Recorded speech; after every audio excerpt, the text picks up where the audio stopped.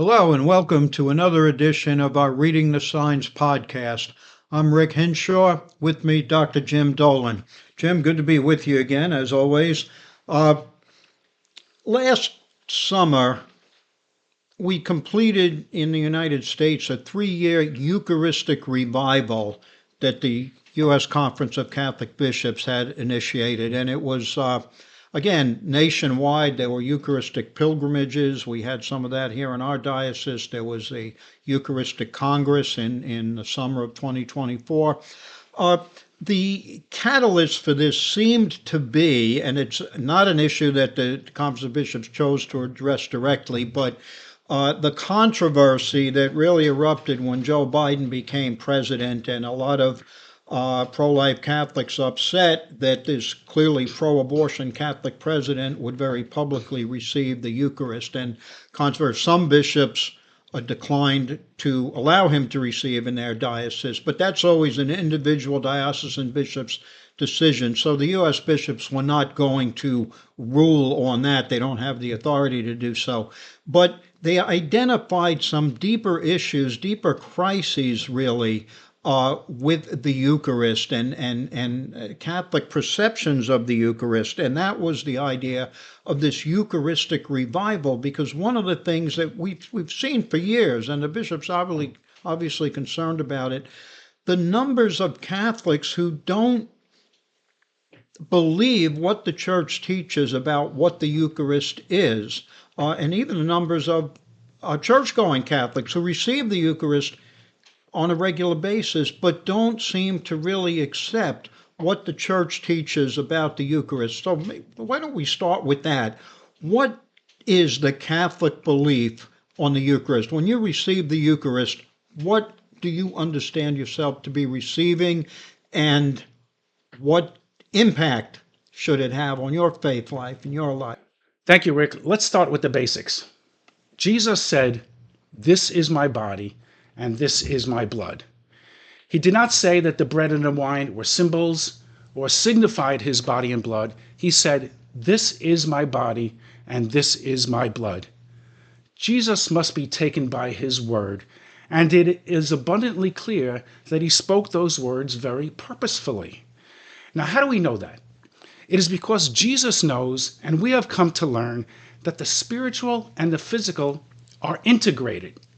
And more importantly, we must not suppress our spiritual capacity, because it was intended that it take precedent over the physical.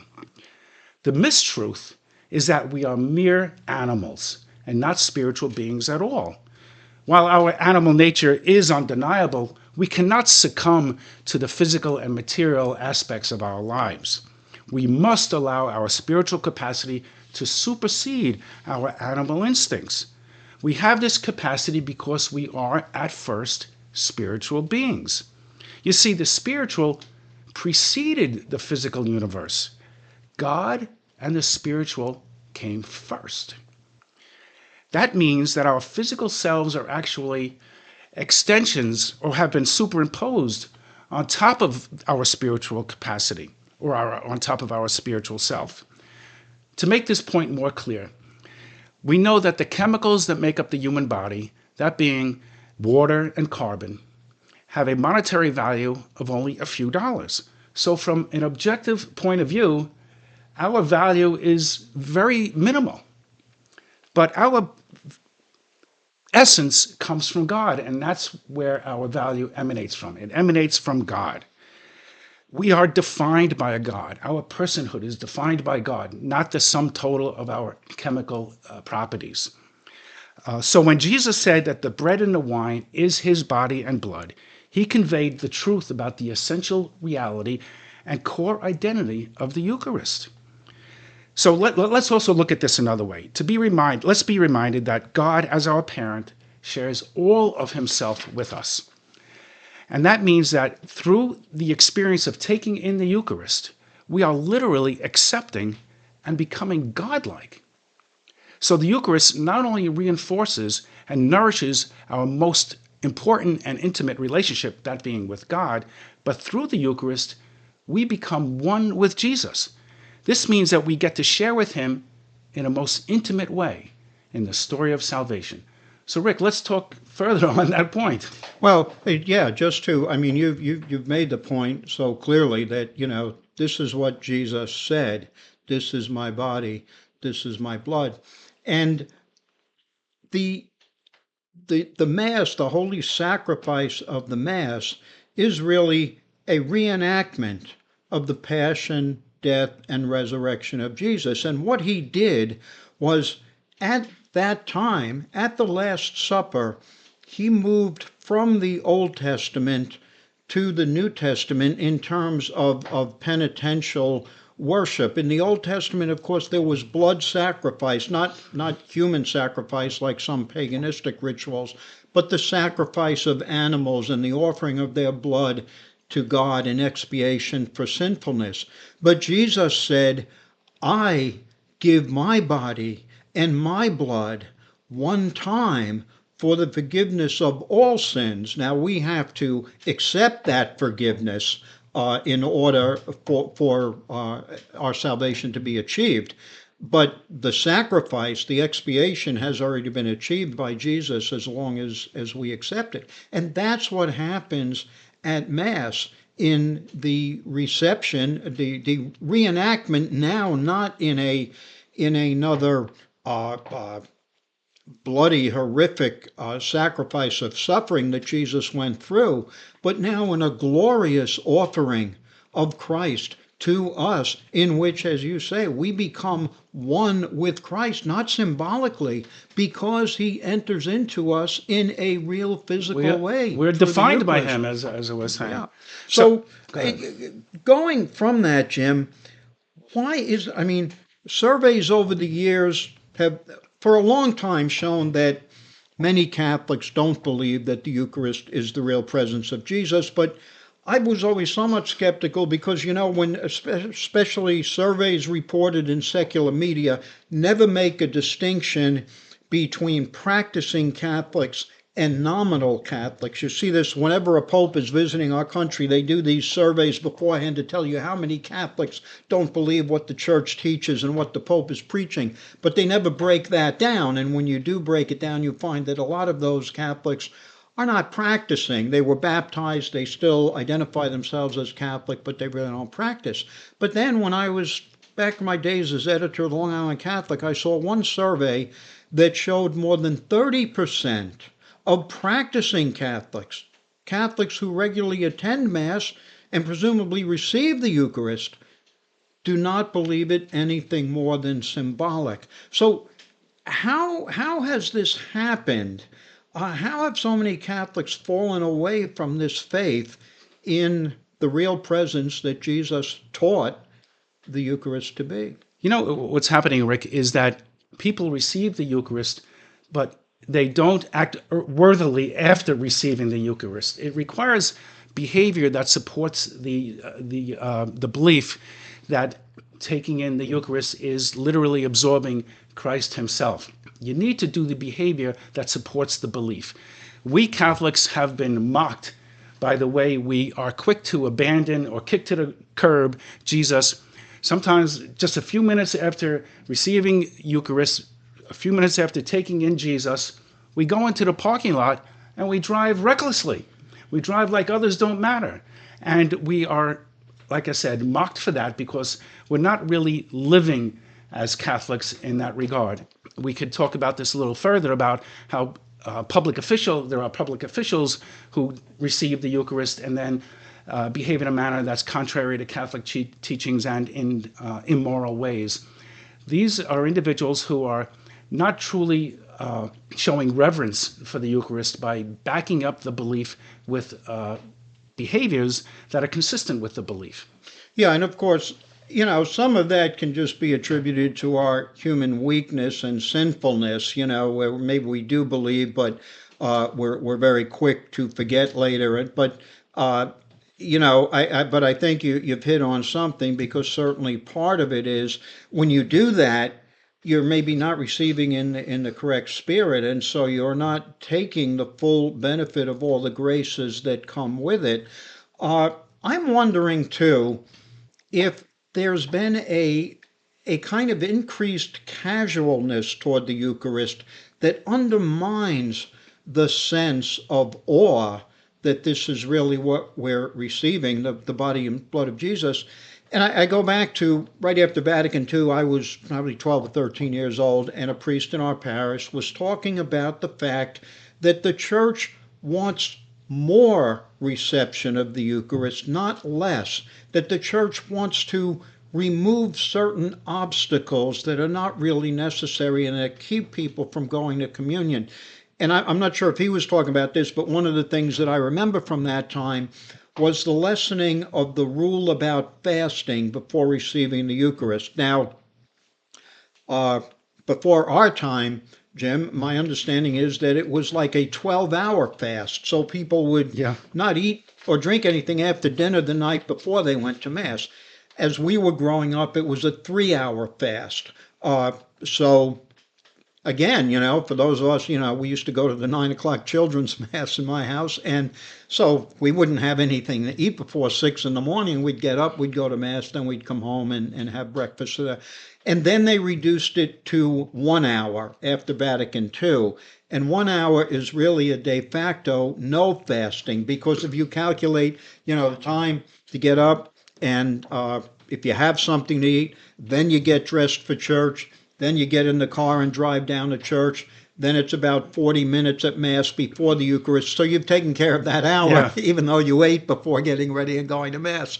But the idea was that it was, the church didn't want people who otherwise were in a state of grace, not, in the state of mortal sin, able to receive the Eucharist, declining to do so simply because they had had something to eat before Mass. So they, in effect, did away with the fasting.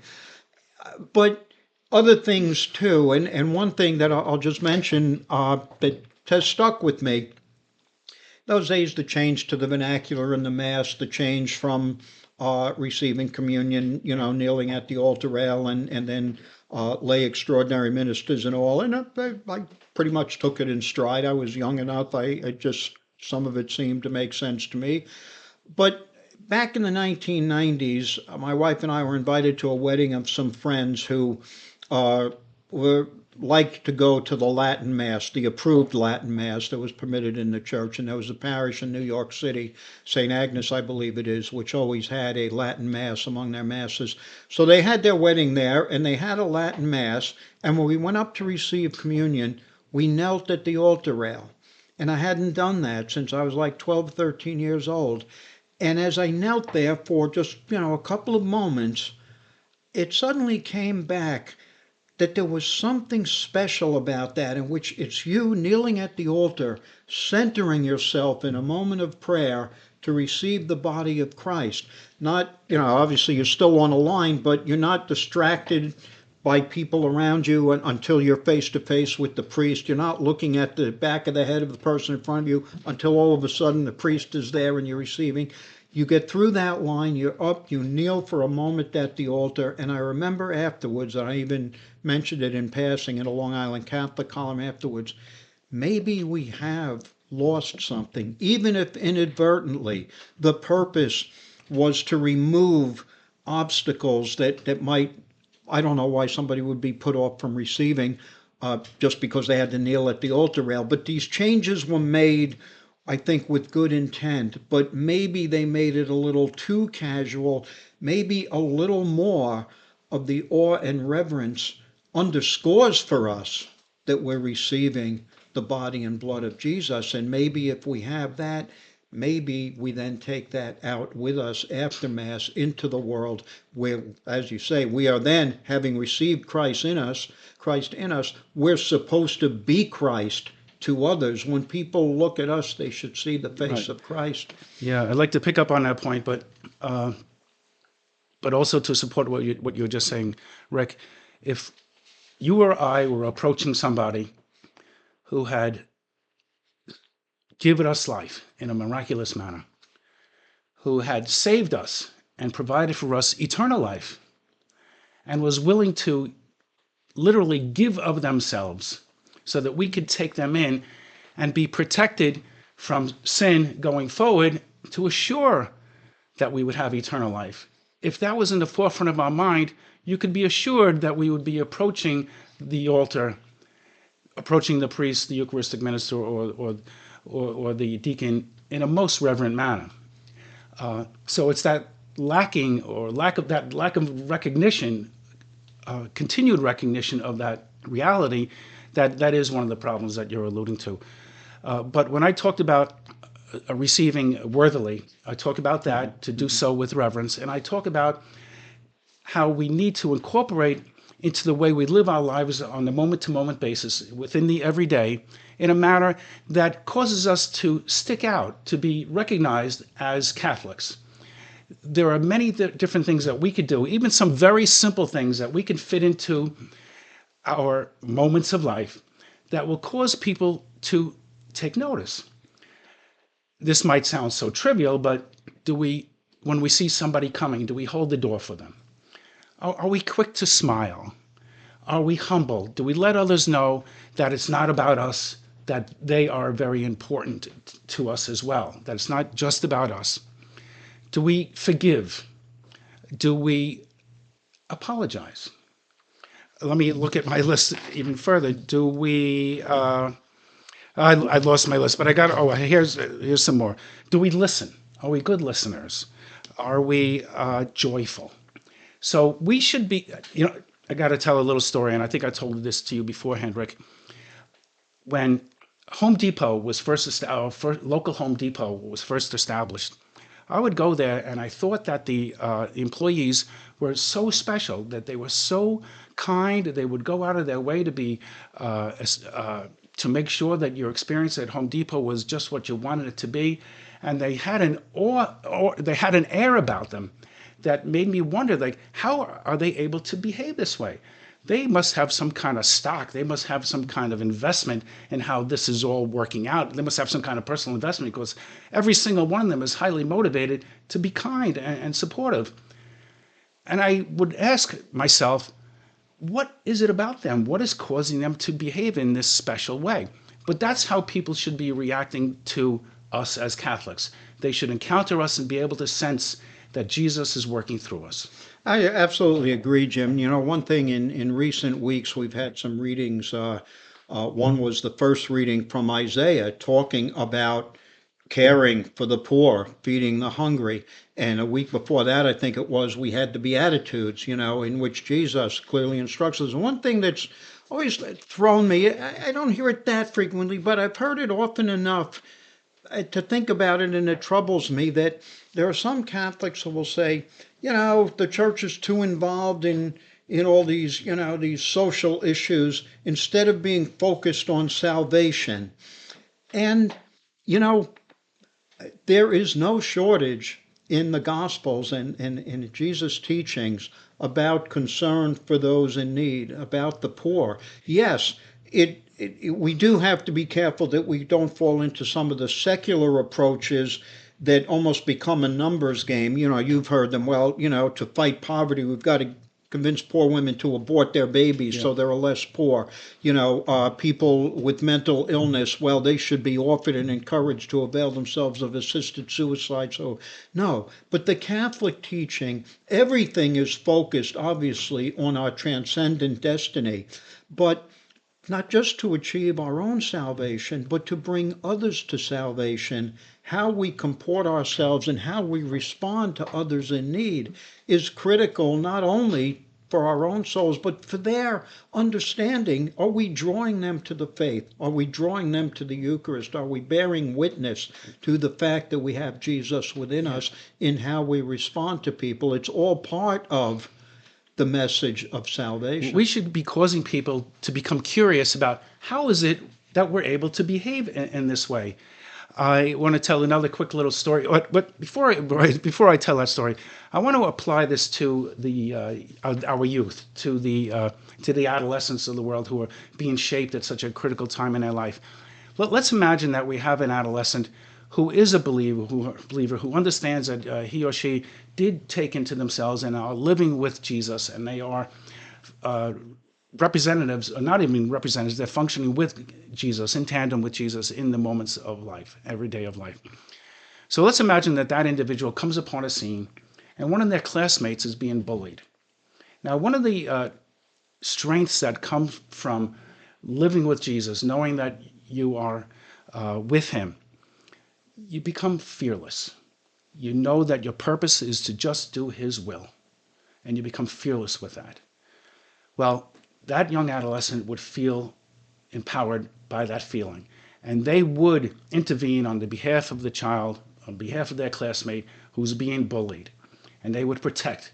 We should be demonstrating that by our Catholicism, that we should be recognizable by the way we love, by the way we care for others, and by the way we protect others. Now, I can assure you that that young adolescent who would have intervened on behalf of his classmate would have been resented and maybe even hated by those who were doing the bullying. And that's a segue into, so I was talking about the moments to moments of life, be smile. Oh, the other one I wanted to talk about, I touched on the driving recklessly in the parking lot, but we have to not be adding to the chaos on the roadways. We not have to be not adding to the anger on the roadways, not adding to the rage on the roadways. We have to live with the rule that drive defensively, drive like a Christian, drive like a Catholic Christian. So can you pick up on that point? Yeah, well, I'd like, the point you talked about, the person, standing up for a young person being bullied, I'm sorry, Rick. Can I say one other thing? Just to be off the top of my head, I almost wonder if us Catholics, we should be wearing some kind of pin. So that, and you're wearing it at all times. So when I was in the Home Depot, I could say, "Oh, this is a Home Depot employee. How is it that they're able to behave in such a kind and considerate way?" So I was in a bakery one time, and I walked into the bakery, and you walk right past the dispenser. You've probably been in bakeries, and from the dispenser, you're supposed to pull a number. And I've missed that number on so many occasions, and I'm standing there, and next thing I know, I've 10 people walking behind me, all have a number, and I'm going to wind up being there for the rest of the day in the bakery because I never pulled a number. So anyway, this time I pulled number 8, and I walked into the bakery with number 8, and the baker calls out, "Number 5." Now a woman who had been there well before me exclaims, "Oh no, I didn't pull a number. Oh, now I have to go to the back of the line." So I felt bad for her. She says, "I have number 14. I can't believe it." So I gave her my number 8. How many times do you think she's pulled that? Yeah. So she reluctantly accepted it, but she did eventually accept it. My point is that I could feel people looking at me after that, wondering, should I give this guy my number, which is lower than number 14? They didn't, but that makes an impression on people. And if I had my pin, they would know why I did it. Well, there are so many Catholic symbols that we can wear, medals. A lot of us wear inside our shirt, but some Catholics wear a cross. Wear the crucifix, right there, crucifix, and there are many things we can do to identify ourselves as Catholics with symbols like that are really prayerful, and just the seeing that will call other people maybe to prayer. I'm not sure how much time we have, but I wanted to pick up on, again, what you were talking about before, standing up for a kid who's being bullied or whatever. One thing that I've written a lot about, not so much in the context of the Eucharist, but it certainly applies. There's a lot of anti-Catholicism in America today. We encounter it subtle forms, but you see Catholics in other parts of the world, even today. Pope Leo touched on it in his speech to the diplomats that we talked about in the last show, who are being brutally persecuted. The Iraqi Christians during the days of ISIS, I mean, they were being terrorized, they were being mass murdered. We see this, we've seen it now for decades in communist countries. Certainly in China, the most terrible persecution is the Uyghur Muslims, but Catholics too are still being persecuted for their beliefs in China. And around the world, our fellow Catholics are suffering real persecution, terror, and death. And they do it because they believe in the faith, because they believe in the Eucharist. And sometimes here in America, we're not willing to even suffer that ridicule, that being ostracized from social circles or on our job because we defend the church when somebody makes a degrading remark, when somebody belittles the church or says something maybe even sacrilegious. We go along to get along Yeah. so often in Yeah. America, and that, the point is, and I worked for the Catholic League twice for a number of years, and our role was to defend Catholics and the institutional church from defamation and desecration.